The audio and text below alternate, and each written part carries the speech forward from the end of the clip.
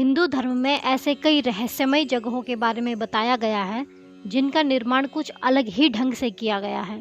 लेकिन आज जिस जगह के बारे में हम आपको बताने जा रहे हैं, इसके बारे में सुनकर आप हैरान रह जाएंगे या फिर शायद आपको यकीन ही नहीं होगा। हम बात कर रहे हैं रामायण काल के एक प्रसिद्ध पर्वत की।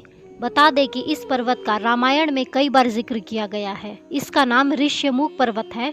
कहते हैं कि इस पर्वत के नाम से संबंधित एक रोचक कथा है, जिसके मुताबिक जब रावण का अत्याचार बहुत बढ़ गया था, बहुत से ऋषि उससे डरकर एक साथ एक पर्वत पर जाकर रहने लगे थे। कहते हैं ये सभी ऋषि यहाँ मौन होकर रावण का विरोध कर रहे थे। जब रावण विश्व विजय प्राप्त करने के लिए इस पर्वत के समीप से गुजरा तो उसने बहुत से ऋषियों को एक साथ देखा।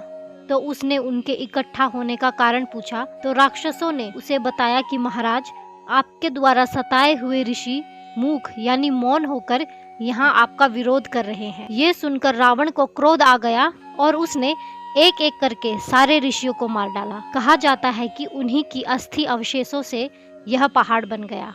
तभी से इस पर्वत को ऋष्यमुख पर्वत के नाम से जाना जाने लगा। पौराणिक ग्रंथों में इससे जुड़ी एक जानकारी मिलती है।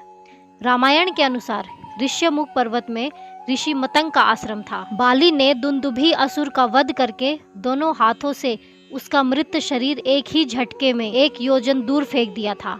हवा में उड़ते हुए मृत राक्षस के मुंह से खून बह रहा था। उसकी कुछ बूंदें मतंग ऋषि के आश्रम पर भी पड़ गई।